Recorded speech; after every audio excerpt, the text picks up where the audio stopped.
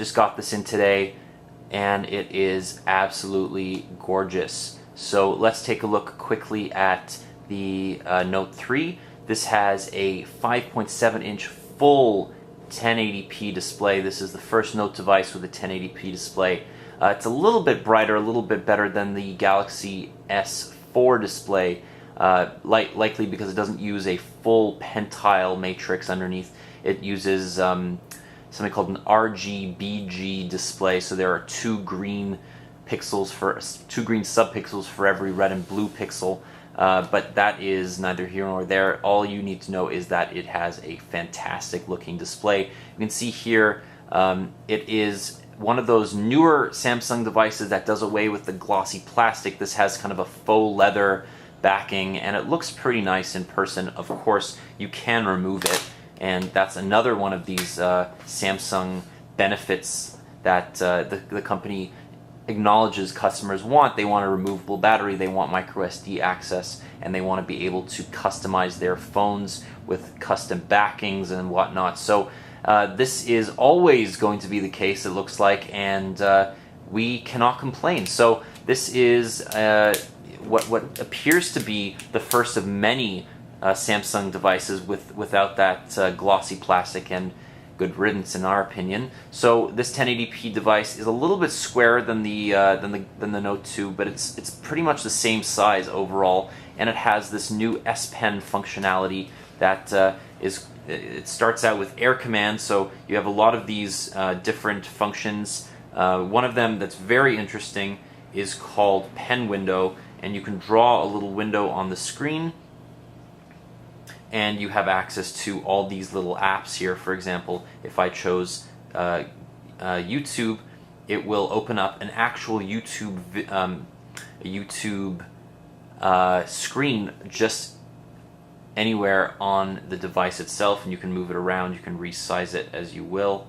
So if I want to watch a video within the phone itself, I can still do other things.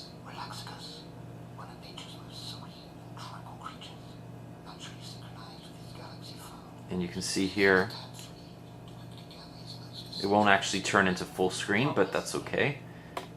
Let's see what happens here. Yep, so you can actually make it full screen, but it'll go into landscape, it looks like.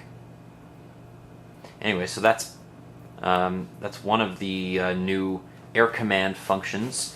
The other interesting Air Command function that I want to focus on is something called S Finder, and that's quite interesting. So you can actually use the overall search. For example, if I want to type mobile syrup,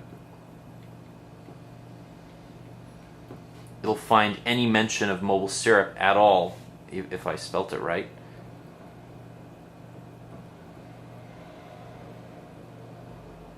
Yeah, so I can go here, I can go to my Chrome history, for example. I can pull up mobile syrup automatically in Chrome. So it's a very interesting feature, and one that I actually think will make me use the S Pen more. Now, obviously, this has some interesting hardware other than the S Pen. We'll go into the S Pen in more detail in another video. But this has a 13 megapixel camera with OIS, just like the G2. It's got some fantastic capabilities, including 4K video, which I'll preview for you. So you can actually go into the video mode here and change the video size to 4K. Now, you can't play it back on this device, but you can pass it through to another device over USB 3, or you can play it back downsampled to 1080p. And this also supports USB 3, so you see here you have that new USB 3 adapter, which is a little bit wider and quite a bit uglier than the USB 2 micro USB port, but that is the name of the game. The 13 megapixel sensor, it protrudes just a little, not a lot, not enough to be heinous, but certainly more than the G2, so that's something to keep in mind. But this phone feels very, very, very nice in the hand, much better than the Note 2, and certainly more compact as well, so I'm not sure how they did that, but it's quite an accomplishment. So Samsung deserves a bit of kudos for that. Now, this also comes preloaded with Android 4.3, and what you'll find here is a few new features. For example, you can search right within the settings bar, and you also have 32 gigs of internal storage out of the box. We have Knox security built right into the phone for the first time on a Samsung phone, and we have a few other things, including extended one-handed operation. So what I can do is I can actually go into the browser. So let's show this off, because it's one of these features that nobody's really going to use until the media gets their paws all over it. So where is browser? I'm blind.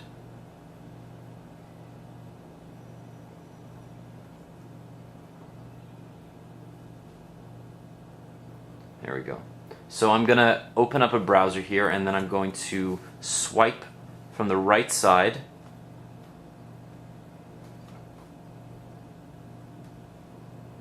There we go. Took a few tries, but it's like this little circle motion here that allows you to actually create an Android window within a window. So it basically puts your entire Android phone in this little window here. So you can use the phone in one-handed mode and access the entire UI just like that. And you are wasting all of this screen space, but it's very interesting if you want to, say, use this on a subway. It just minimizes the Android UI. It's extremely useful, and you can move it around. You can resize it, for example. So if we want to get back in there,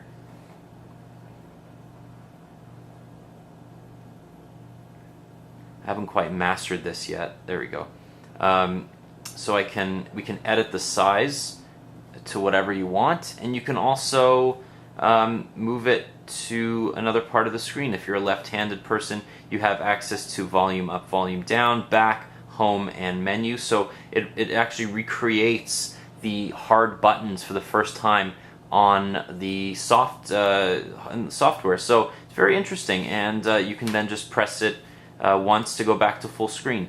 Now that is one of many new features on this device. Many of them are Samsung or S Pen Focus. Now this is one of many new functions on the device, but you also have this Flipboard powered kind of magazine-like UI, which takes over your whole screen and is a bit like BlinkFeed on HTC One, but it's actually a little bit nicer in my opinion, and you can customize it based on your Flipboard content, and you can enter all this good stuff here, and it works exactly like Flipboard. This is essentially just Flipboard built into your Samsung home screen. So, you know, TouchWiz is getting a little bit more tolerable in my opinion, and Samsung's doing a good job modernizing it, making it look really nice. You have some great UI, stuff like Pen Up, which is a S Pen community, and it's definitely worth noting.